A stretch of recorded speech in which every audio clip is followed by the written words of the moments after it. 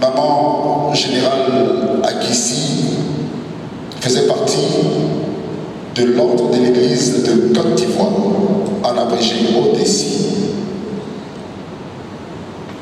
Elle a occupé successivement différentes fonctions, en l'occurrence présidente du comité de coordination,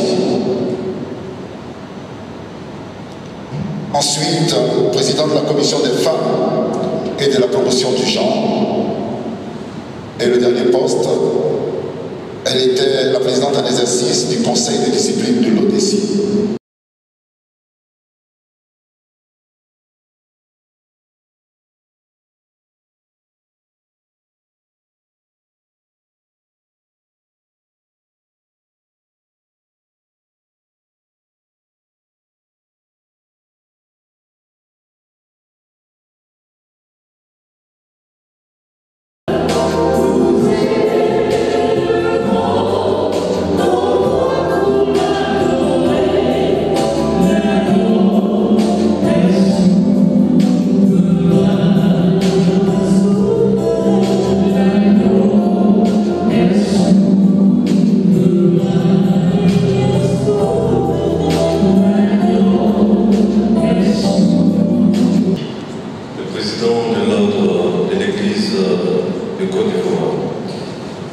Messieurs, collèges pastoral, commandant supérieur enseignement de la mairie nationale, je voudrais également citer la présence de ces madame la ministre gouverneur du district autonome des Lacs, le docteur Raymond Koudou Kofi.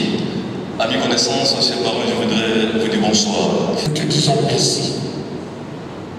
C'est toi qui as dit au commencement, l'homme mourra et la mort physique est le chemin de tout le monde. C'est pourquoi tu as dit dans ta parole, il y a un temps pour toutes choses. Et nous sommes ici, Seigneur Père, pour pleurer avec la famille, pour pleurer avec le corps spirituel, pour pleurer avec le corps pastoral. Bénis-nous et que Seigneur, cette cérémonie soit dirigée par le Saint-Esprit. Au nom de Jésus. Amen.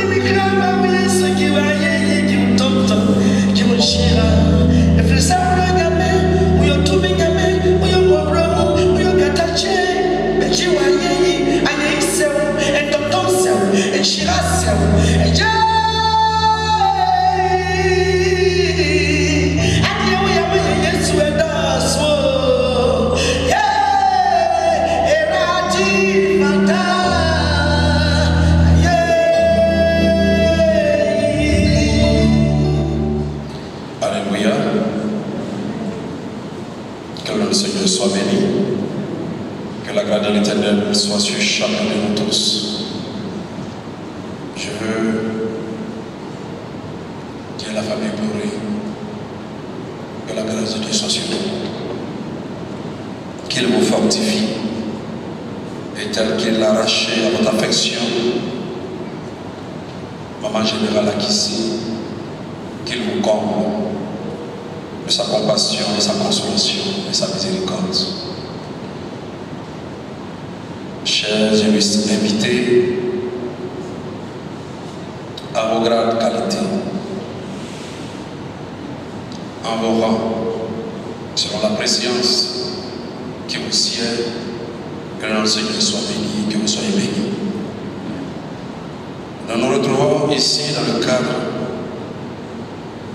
du départ à Dieu du Maman Générale. Et dans le cadre de la prédication, il sied de laisser le Saint-Esprit prendre toute la place. C'est fort de cela que nous allons simplement incliner nos têtes et je vais confier ce nom au Seigneur. Tu es digne de gloire. Tu es digne d'honneur. Tu es Dieu. Rien ne te surprend, car tu as tout annoncé dans ta parole. Et tu es déjà là, car tu as dit là où 2 ou 3 sont en ton nom, tu es là. Et ce n'est pas ton œuvre, Père, que nous sommes ici en ce soir réunis. Nous voulons, Père, Seigneur Jésus-Christ de gloire, que tu prennes commandement et direction de cet instant, afin de disposer le cœur de chacun, et de transcrire sur la table de nos cœurs, ce qu'il sied à la parole, Père, des consciences et des prises de conscience. Car ce jour, c'est un jour réservé, qui est unique en son genre pour la vie de chacun. Que je sois effacé, Père, Seigneur Jésus-Christ. Et que moi aussi je reçois au pied ma part de la parole. Que l'honneur et la gloire te soient rendus. Entendons tous, nous disons Amen. Alléluia. Dans le livre d'Apocalypse 14, à partir du verset 13,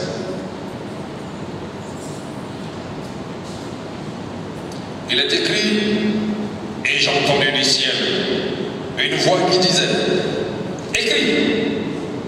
Heureux dès à présent les morts qui meurent dans le Seigneur. Oui, dit l'Esprit, afin qu'ils se reposent de leurs travaux, car leurs œuvres les suivent. Avant d'entrer dans le vif du sujet, je voulais bénir la vie de tous ceux qui ont aidé Maman Générale dans le cadre de sa profession. Tous ceux qui ont participé à son ascension, à tous les niveaux de sa carrière, que Dieu puisse vous rendre sanctuaire. Tous ceux qui ont contribué à participer avec elle dans l'implantation aussi de l'œuvre au sein de l'armée, parce qu'elle aimait beaucoup l'œuvre de Dieu, que la grâce de Dieu puisse vous distinguer. La Bible nous dit que nous devons être heureux. Il dit les morts qui meurent dès à présent dans le Seigneur. Tout à l'heure, celui qui priait à l'ouverture, le président Céline disait, il y a un temps pour naître, il y a un temps pour mourir. Et nous sommes tous conscients ici que personne ne fera abstraction de cette réalité. Personne ne dira, moi, je ne meurs pas. C'est vrai, cela peut arriver, comme on le voit tout à l'heure. Mais ça veut dire que chacun est appelé à connaître sa fin. Quelle sera notre fin? Comment nous préparons notre fin? Et le Seigneur a dit, la fin vaut mieux que le commencement. Maman Générale a su préparer sa fin. Le commencement, il peut avoir toutes sortes de turbulences dans notre vie. Comme un enfant qui naît, qui gravit, qui marche dans sa jeunesse. Il peut y avoir toutes sortes de turbulences. Voilà pourquoi le Seigneur Jésus-Christ a laissé tant de tâtonnements à chacun. Nous tous, nous naissons païens. Nous naissons dans le monde avec les réalités du monde. Nous naissons avec nos pensées, nos conceptions, nos philosophies. Nous naissons avec nos regards.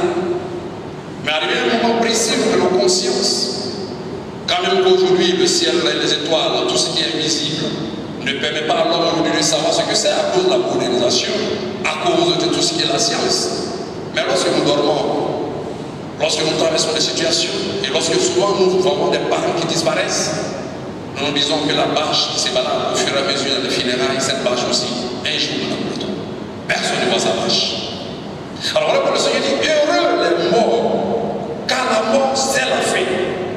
Heureux les morts, ceux qui meurent dans le Seigneur. Cela impose quoi? Cela impose que nul n'a le droit de quitter cette terre sans connaître le Seigneur. Nul n'a le droit d'être ignorant du souffle qui est en lui et de mépriser ce souffle, croyant qu'il n'y a pas un Dieu créateur à l'origine de ce souffle en nous. Chacun de nous tous, nous savons que nous avons un corps, et nous tous nous disons que nous avons notre esprit, mais personne n'a fait la démonstration scientifique de ce qui peut dire voici l'esprit, voici mon âme. Et pourtant le Seigneur l'a dit, l'âme de toute chair se trouve dans son sang. Mais en même temps, s'il y a une activité du corps, c'est qu'il y a une activité de l'âme, de l'esprit. Et le Seigneur se révélait aux hommes comme esprit manifesté dans la chair, du fait de chair, et il a habité parmi nous, Jésus-Christ. Alors, nul n'a le droit d'ignorer, jusqu'au dernier de ses jours, sa communion avec Dieu. Parce qu'il ne peut pas avoir le pouvoir sur la mort. Il ne peut pas non plus décider de là où il ira lorsqu'il mourra. D'ailleurs, le Seigneur nous permet d'avoir cette expérience lorsque nous dormons. Celui qui doit y faire un cauchemar, mais il ne peut pas interdire son âme de se retrouver dans les turbulences de la nuit. Celui qui s'est levé fait un mauvais rêve, mais il ne peut pas interdire son âme de faire un mauvais rêve. Dès lors qu'on n'a pas de pouvoir à un certain niveau de ce qui concerne notre esprit, notre âme, c'est qu'il y a un créateur. Et ce créateur, nous n'avons pas le droit. Quelles que soient nos genèses, quelles que soient nos fonctions, quelles que soient nos responsabilités, nul n'a le droit d'ignorer Dieu. Même si la raison philosophique, la réalité de ce monde, avec l'injustice, il n'y a pas de normes, mais nul n'a le droit de se permettre de mourir sans connaître Dieu. Alors pour qu'il a dit, heureux dès à présent les morts qui meurent dans le Seigneur. Et il faut mourir dans le Seigneur. Ne pas mourir dans le Seigneur est une catastrophe. Je me souviens dans une vision, le Seigneur me disait, quiconque, il dit celui qui meurt, je vais voir la phrase exacte, il dit quiconque meurt, voilà, toute âme qui meurt sans me connaître est une ordure le jour de sa mort. Voilà, quiconque meurt sans me connaître est une ordure le jour de sa mort. Ça va scandaliser. Mais c'est une vérité réelle, factuelle. On ne peut pas mourir aujourd'hui. Dès lors qu'on n'a pas décidé de notre naissance, dès lors qu'on n'a pas été fabriqué dans un laboratoire, et que nous sommes nés dans les entrailles d'une mère, selon le processus qui a été établi depuis le jardin d'Éden, nous n'avons pas le droit de mourir. Mais ici, le Seigneur dit heureux. Mais pourquoi heureux? On dit oui, l'Esprit dit que ces derniers se reposent de leurs travaux et leurs œuvres les accompagnent. Alors donc, il y a une activité dans la maison de Dieu. Quelles que soient nos fonctions, nos responsabilités, quel que soit tout ce que nous avons, nous devons nous rappeler qu'il faut apporter sa jeunesse à Dieu, apporter sa vieillesse à Dieu, apporter son âme à Dieu, son souffle à Dieu, se mettre à un moment bien précis au service de Dieu, réfléchir et participer à la vie et au sauvetage de la vie des uns et des autres. Parler de Dieu aux uns et aux autres dans notre entourage, parler de ce que nous savons de ce Dieu-là. Et ce sont les œuvres, les actions que nous posons, les activités que nous avons dans sa maison de Dieu. Il dit les œuvres les accompagnent. Et général ici n'a pas oublié ça. Elle n'a pas oublié qu'au milieu de toutes les tractations administratives, de sa profession, de ses grades, de ses hauts et de ses bas, il faudrait que les œuvres l'accompagnent. Et ces œuvres, elle les a portées, elle les a posées dans le milieu religieux, spirituel, chrétien. Elle ne faisait sans cesse partager son expérience, chercher à acquérir de l'expérience, chercher à parler de Dieu, de l'œuvre de Dieu. Elle n'a pas omis cela. Elle ne s'est pas dit je suis général, elle ne s'est pas dit je suis la première femme générale, elle ne s'est pas dit bon, en tous les cas, je suis connu jusqu'au sommet de l'État. Non, il faut être connu de Dieu. Il faut être connu du Seigneur. Il faut être connu de celui qui a créé les cieux et la terre. Celui qui n'a pas demandé à l'aide et qui ne peut pas s'empêcher de quitter cette terre doit savoir pourquoi est-elle phénomène. Alors il va interroger, questionner, c'est Dieu. Alors, le livre de 1 Corinthiens 15 va nous permettre de rentrer un peu dans le vif du sujet. 1 Corinthiens Je vais le lire, 1 Corinthiens 15. Alors, pourquoi il dit heureux? Il dit, je vous dis un mystère. Après le verset 51, nous ne mourrons pas tous, mais tous seront changés. C'est l'espoir que je crois.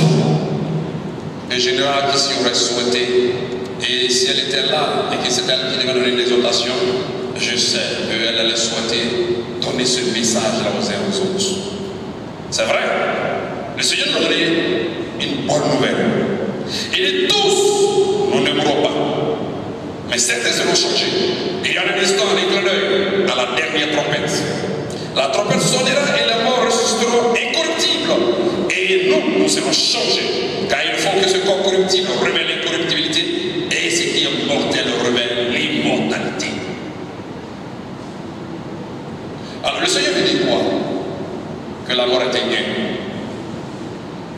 Dans son déploiement, dans la création et dans le principe de la rédemption, le salut des âmes qui ont perdu étrangement la connexion à Dieu, mais rétabli lorsque nous acceptons le Seigneur Jésus-Christ comme notre Seigneur et Sauveur, il arriverait à un moment bien précis que c'était pu s'intégrer en eux, qu'il est possible de vivre sans mourir. Il est possible de mener une existence sans être couché, sans avoir de funérailles. Il est possible. Il a fait énormément. On dit qu'il a marché avec Dieu et il fut enlevé. Il a fait avec Élie. Élie a été ravi au ciel, il n'a pas connu la mort. Et lui-même, bien qu'il soit venu dans le cadre de l'expiation de nos péchés, identique à nous comme objet de damnation, planté, cloué sur un arbre et sur un bois, il est mort pour nous, ressuscité pour nous.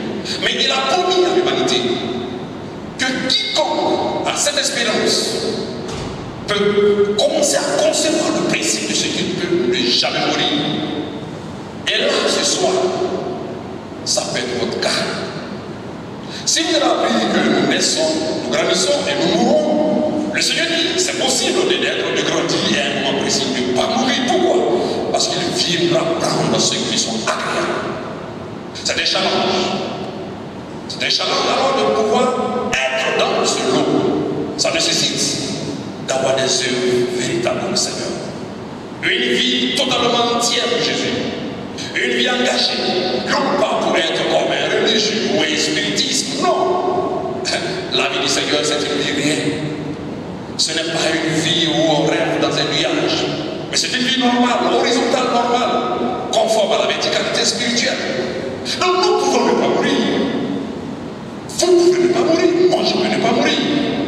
Si et seulement si nous faisons du Seigneur Jésus-Christ un véritable sauveur, si nous faisons du Seigneur Jésus-Christ un véritable allié, si nous faisons de l'œuvre une véritable activité, si nous avons des œuvres qui parlent, et ces œuvres qui parlent, le Seigneur dit, il a laissé 3 dimensions qui rendent témoin de ces œuvres: le sang, l'eau et l'esprit. Ça veut dire quoi? Ça veut dire que nous ne devons pas donner notre corps à la mondanité. Nous ne devons pas dire que le Seigneur nous a rendu jolis, une belle femme, un joli homme avec des titres, et que nous vivons comme on le veut. Il faut faire attention à son corps, car le Seigneur a créé ce corps à son image. Nous avons été créés à l'image de Dieu. Le Seigneur n'est pas dans la bestialité, il n'est pas dans le paganisme, il n'est pas dans l'impureté, il n'est pas dans ce qui est péché. Mais quand il est que l'homme peut pécher, que l'homme tombe dans le péché, il a prévu avoir toujours son sang qui parle et qui intercède en faveur. C'est fort de cela que celui qui pêche, il ne peut pas donner ses péchés. Mais pas être pratiquant le péché. Pratiquer le péché, c'est être esclave du péché et avoir l'activité pour être un activisme du péché. Non. Celui qui tombe dans le péché, c'est celui qui part méga, indépendamment de sa volonté, ou au-delà des forces qu'on retient. Alors, il pêche. Mais en ce moment, il est agréable à Dieu parce qu'il est contre sa vie qui n'est pas en normalité avec Dieu. Il est contre son être qui n'est pas conforme à la sainteté. C'est celui qui se bat pour être pur, qui se bat pour être juste, celui qui se bat dans le secret et pour avoir une vie normale. Le Seigneur prend plaisir à ce genre de personnes. Mais pas celui qui se cache, qui pêche, qui donne une apparence de celui qui est bien, qui est propre, qui est juste. Non, le sang rend témoignage. Or le sang, l'âme de toute chair, c'est tout dans le sang. conception, ça veut dire les pensées de Jésus-Christ, c'est-à-dire les sentiments de Jésus-Christ, la volonté de Jésus-Christ n'est pas de faveur. C'est possible d'avoir une vie d'éternité. Alors, ce soir, là où nous trouvons, si nous savons que nous n'avons pas fait la paix avec Jésus-Christ, ni la paix avec Dieu, sachez que nous ne devons pas oublier qu'on aura un tel jour. Là, nous n'allons pas avoir la bâche pour nos propres funérailles, de façon physique. Mais la question qui va se poser, où vous avez décidé d'aller? Où vous décidez d'aller après la mort? Est-ce que vous avez les clés du paradis? Avez-vous une conscience de ce que vous allez réellement au paradis? Parce que quiconque va au paradis, on dit l'esprit dit à mon esprit que je suis enfant de Dieu. C'est-à-dire qu'il faut être convaincu par l'esprit de Dieu, parce que Dieu est vivant, que nous sommes enfants de Dieu et que nous avons le droit d'être dans le royaume de Dieu. Mais ce n'est pas après la mort que nous allons chercher à savoir comment le monde invisible est, et où se trouve Dieu, comment. Non, ce n'est pas possible.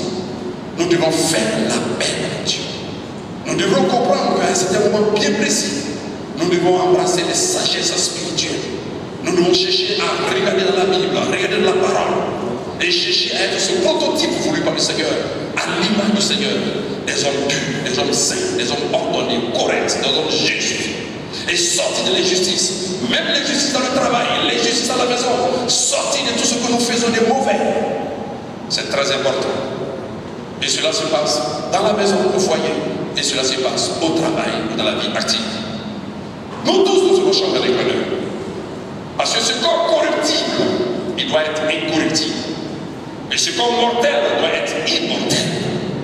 C'est fort possible. C'est possible aussi de commencer à faire une différence entre vous et vous-même. Entre nous, c'est ce que Jésus a dit. Lorsqu'il se trouvait à la croix de Golgotha, il était question de choisir les hommes qu'il a créés à son image et qui avaient péché depuis tous les temps, depuis le jardin d'Éden, et qui avait décidé pourtant de sauver, parce qu'il y avait un premier être qui avait péché, ça c'est d'Adam, du serpent, ou bien le diable d'abord. Mais le Seigneur a décidé de créer l'homme à son image pour remplacer. Mais l'homme pêche, qu'est-ce qu'il fait? Il décide quand même de venir mourir. Mais ces hommes qu'il est venu sauver, ils ne l'ont pas loupé. Il a été fouetté, il a été frappé, il a été injurié. Alors c'est au milieu de l'ignominie, il devait choisir entre la volonté du Père de pardonner ou la volonté de sa chair de maudire. C'est pour ça que Gethsémani a dit Père, Père, Père, est-ce possible que cette goutte de malédiction s'éloigne de moi, de mon âme, non pas ce que je veux, ce que tu veux. Ce choix, tout le monde le fait. Alors, vous savez, le moi, notre âme, notre corps et notre esprit se trouvent dans une relation que souvent beaucoup ne maîtrisent pas. L'âme est la personnalité de l'homme. Et l'homme doit choisir entre l'esprit ou la chair, ou le corps. Le corps fonctionne selon les 5 sens que nous avons. Et le corps a une puissance qu'on appelle la convoitise. Mais l'âme, lorsque l'âme se trouve à la chair, l'âme vit dans une vie de court-circuit, une vie d'immoralité, une vie de conscience, emprisonnée. Parce que l'âme se trouve sous le dictat de la chair, qui apprécie les réalités qui s'imposent à elle. Mais l'âme peut décider de regarder vers l'esprit. Là, l'âme se trouve dans une dimension où c'est le Seigneur Dieu qui agit, qui l'aide à sortir de sa grenage, qui l'aide à sortir de cette vie. Nous tous nous devons faire ces choix. Pourquoi? Parce que si nous avons l'habitude d'ignorer les voies de Dieu, la voix du Seigneur, l'Esprit de Dieu en nous, et que nous regardons nos penchants assujettis à la chair, à sa convoitise, et que nous pensons que nous menons une vie normale, agréable, nous sommes sur le chemin de l'enfer. Nous ne sommes pas tolérés. C'est pour cela que nous devons commencer à comprendre que Dieu veut parler à nos cœurs. Dieu veut nous sauver de la guerre. Il veut nous sauver de l'enfer. Il veut nous sauver de ce qu'il a préparé pour le diable. Il sait que le diable esprit, il a préparé l'enfer à une certaine quantité, intensité, de degré, de telle sorte que la destruction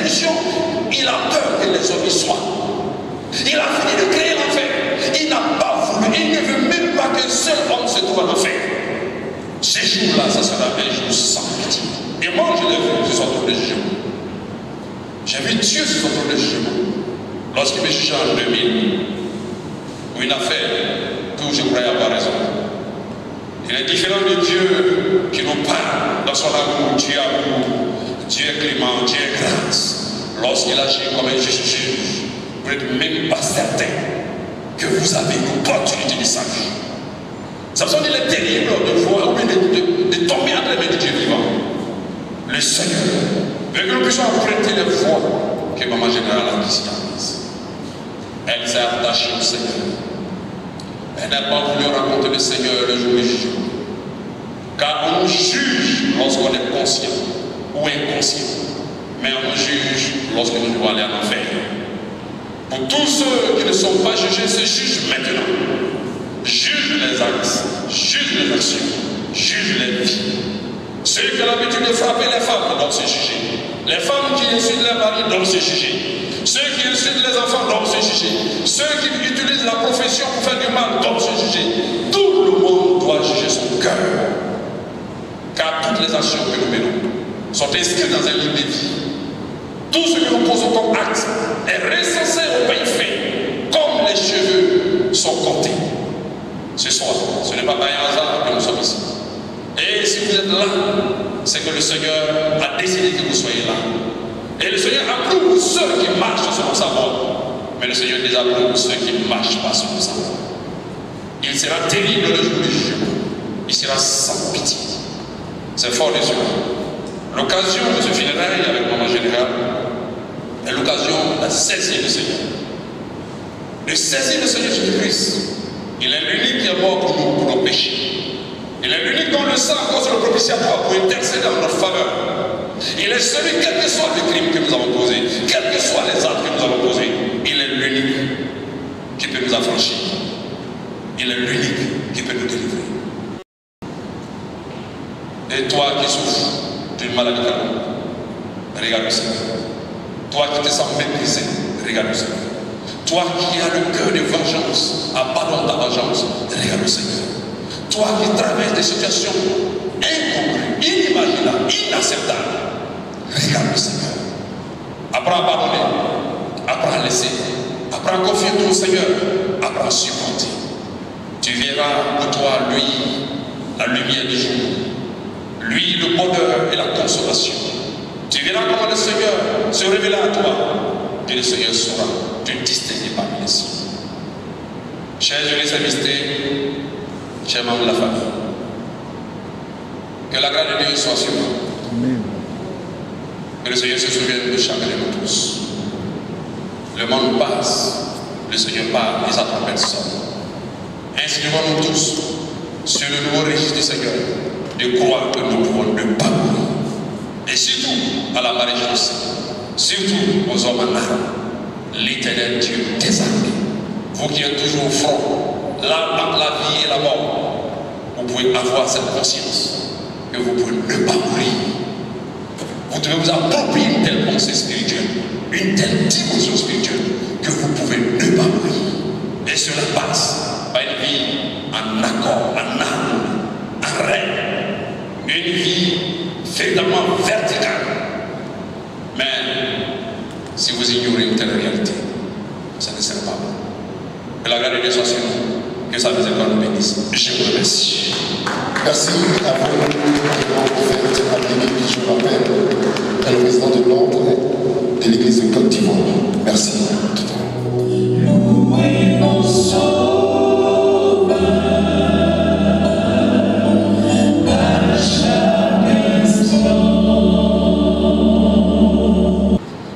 En guise d'hommage, je voudrais inviter à ce pupitre le médecin général Messou, directeur de la santé et de l'action sociale des armées. Général de brigade Messou Noël, directeur de la santé et l'action sociale des armées, a été désigné ce soir acquitté d'une tâche difficile. Comment en effet parler de son chef dans une corporation où le chef a toujours raison, une corporation où nous avons un devoir d'être des sujets. Je voudrais avec vous constater que la Côte d'Ivoire, l'armée ivoirienne, la médecine militaire leur suivent, une digne fille de la République.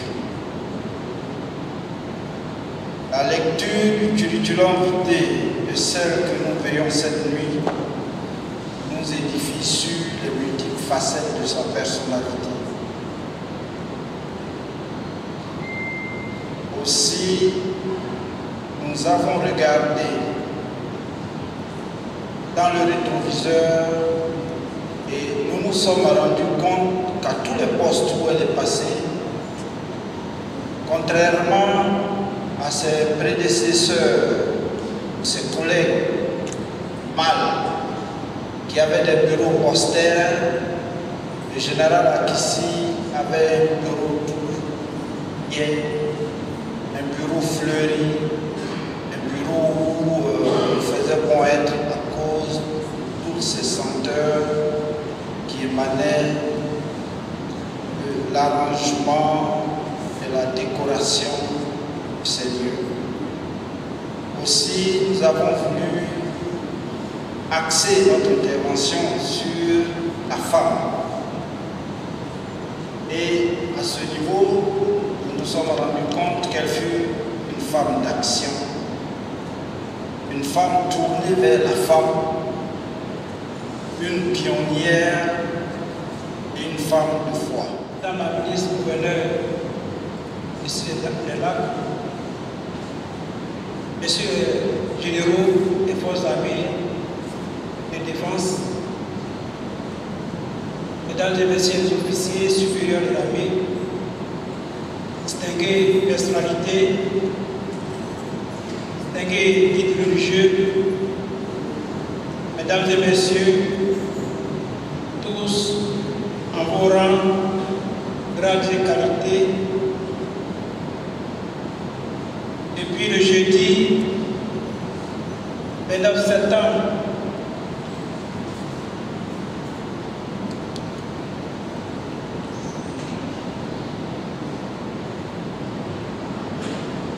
le jeudi du 29 septembre, nous avons eu la triste nouvelle de la disparition de notre sœur générale Akissi,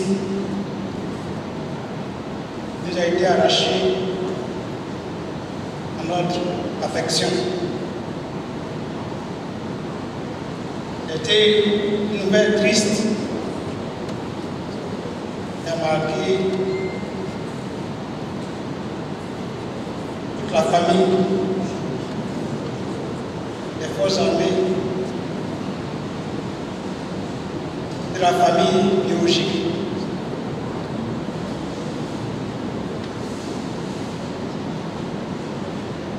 Notre sœur nous a donc quittés. Notre mère,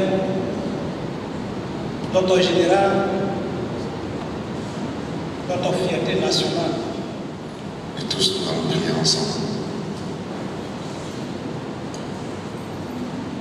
Oui, Seigneur, Jésus-Christ de Nazareth, la douleur est profonde, Seigneur. Le chagrin est énorme. Toi seul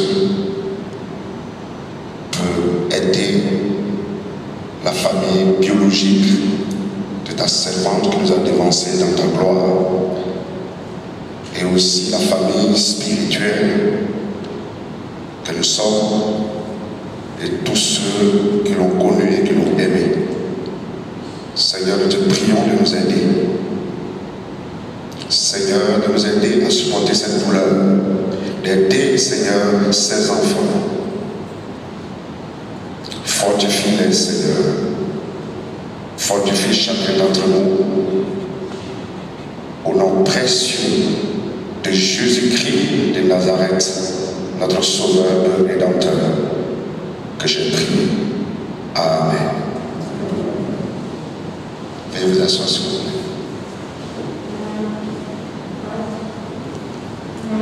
Merci à vous. À présent, pour la prière de clôture, je voudrais inviter à ce pupitre l'aumônier militaire en chef des armées de Côte d'Ivoire, j'ai nommé M. Asik Fidèle. Merci.